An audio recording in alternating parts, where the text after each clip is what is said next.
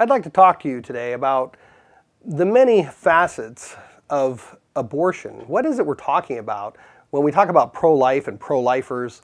What do pro-lifers do? Is that all we do is go out on the streets and scream, "End abortion," and holler at the women going in and call them Satan's spawn and everything else? Well, okay, most pro-lifers don't do that. Most pro-lifers pray. That's very specific. And of course, we help provide alternatives. What kind of alternatives? Well, I think that if any woman were to go up to a pro-life person and she were to say, "I can't afford this child, would you take my child?" I believe 99% of pro-life people would say, "Yes, I will gladly take your child. I will help raise that child with the best of my ability and do everything I can to make sure that child has a wonderful life, the best I can." Obviously, there are many different things that people will say when we talk about putting a child up for adoption. I've heard many of the arguments, even from people who have been adopted. One man who was discussing this is a Buddhist, and well, he's an American, regular old, non-Chinese, non-Japanese Buddhist. And he was making the claim that, well, he had gone through a situation in foster homes and everything, and it wasn't the greatest. It was difficult. So he was pro-abortion in the sense that he thought, it could be really miserable for someone who's being adopted. So maybe we should support abortion because of that. And then in the end, I asked him, would you rather be dead? What if your mother had decided to kill you instead of giving you up for adoption? A short time later, a few weeks later, he had thought about it over that time and decided that was a good question. He would rather be alive, and that's why he is still alive. Because, okay, as bad as adoption could be, he was still glad to be alive. And if a person isn't given the choice to live, well, obviously, that's not a good choice.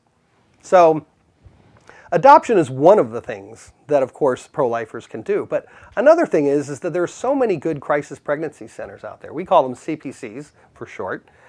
And the CPCs, you walk in the door and imagine the parallel here. Go into an abortion, we call them mills, go into an abortion mill, and what do? They say, sign right here, how far along are you? We could solve that problem. What is their goal? To kill your child. Are they going to counsel you and say, what do you think about keeping your child? Do you think you'd maybe rather keep your child?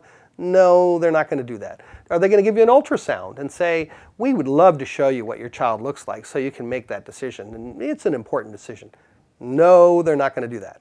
What are they going to recommend? What they do for a living. They kill human beings. You walk in the door, hi. I'd like an abortion is basically what you're going to be saying, and they're going to do everything possible to help you get that abortion. That's their goal. Go into a CPC. Granted, a CPC is not going to say, let me help you kill your child. But isn't this a much better alternative? When you go into a crisis pregnancy center, you're going to find love, a person who cares for you, who's going to say, how can I help you? Help you and your child. There's the difference. The people who are in the abortion mill, they're thinking, how can I help you kill your child? And then, of course, live with that misery and struggle the rest of your life. In the crisis pregnancy, how can I help you and your child? The first thing you're going to need is prenatal care. They're going to help you get that. The second thing you're going to need is perhaps clothing and maybe even some money to help you get by. They're going to help you with that. I'm not saying they're a bank.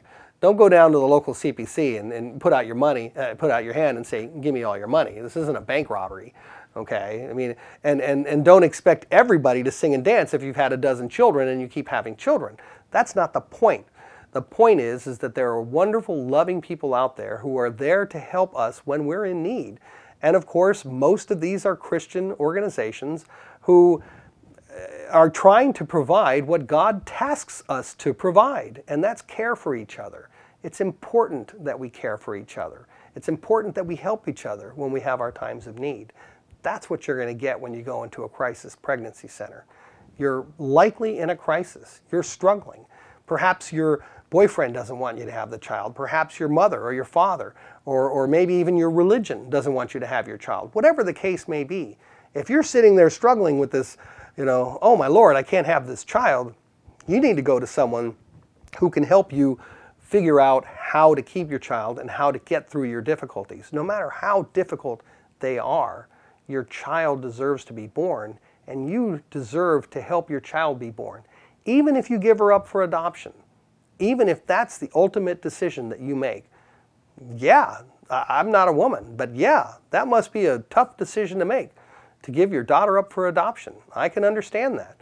But it's better to have your child alive and living somewhere, a part of you, and a part of your husband, or whoever it was, that is important for that child to be born, not dead.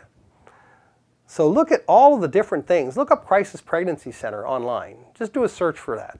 You'll see so many. Look up help with abortion.